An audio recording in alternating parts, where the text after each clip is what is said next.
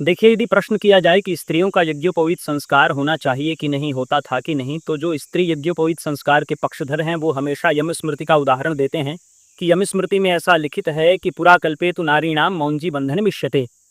और जो यज्ञोपवीत संस्कार के पक्षधर नहीं हैं, अपितु विरोधी हैं, वो तो स्पष्ट इसका खंडन करते हैं कि यहाँ पर तो पुराकल्प की चर्चा है। पुराकल्प से तात्पर्य पिछले कल्प में या कल्प भेद से यज्ञोपवीत संस्कार होता था, किंतु अभी इस कल्प में यज्ञोपवीत संस्कार नहीं होता। इस प्रकार से वो खंडन कर देते हैं।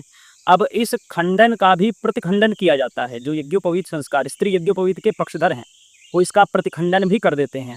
तब जा करके इसका जवाब नहीं रहता, विवाद के अतिरिक्त इसका कोई जवाब नहीं बनता। तो देखिए, यहाँ पर एक सीधा सा अगर हम जानने का प्रयत्न करें, सोचने का प्रयत्न करें, तो मनुस्मृति का अवलोकन करें।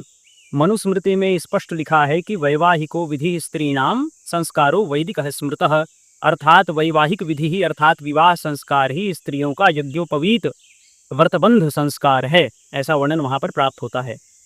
तो यहाँ से स्पष्ट हो गया कि स्त्रियों को किसी अतिरिक्त यज्ञोपवीत संस्कार की आवश्यकता नहीं है, वैवाहिक विधि ही उनका यज्ञोपवीत संस्कार होता है। ठीक बात है, लेकिन यहाँ पर प्रश्न ये उठता है कि फिर यम स्मृति के बाद का क्या करें। वहां पर तो यम स्मृति में तो वैसा लिखा हुआ है कि पुरा कल्पेतु नारीणाम मौंजी बंधन मिष्यते।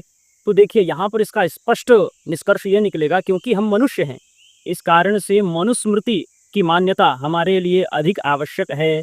और इस बात को केवल हम नहीं कह रहे, अपितु शास्त्रों में भी इसका हमको उद्धरण प्राप्त होता है। तैत्तिरीय वाक्य है कि यद्वै किंचिन मनुरवदत् तद भेषजम, अर्थात जो मनुस्मृति में कहा जा रहा है, अन्य स्मृतियों को दूर रखकर आप केवल मनुस्मृति को मानिए और अन्य स्मृतियों के उन्हीं वाक्यों को मानिए जो मनुस्मृति के संगत हो। अर्थात मनुस्मृति के संगत जो वाक्य आपको अन्य स्मृतियों में, अन्य ग्रंथों में प्राप्त होते हैं, केवल वही मान्य है। इसके अतिरिक्त मनुस्मृति के विरोध में यदि कोई भी वाक्य आपको प्राप्त होते हैं तो वो बिल्कुल भी मान्य नहीं होते हैं। अतः क्योंकि हम मनुष्य हैं, इसलिए हमको केवल मनुस्मृति को ही मानना चाहिए ऐसे विषयों में। और यदि बात करें यज्ञोपवीत के अधिकार की, तो स्त्रियों को यज्ञोपवीत के अधिकार अनाधिकार की चर्चा ही नहीं करनी चाहिए स्त्रियों के विषय में। यहाँ पर तो चर्चा है आवश्यकता की। स्त्रियों को वास्तव में यज्ञोपवीत की आवश्यकता ही नहीं, स्त्री शूद्रों को। बात ये है।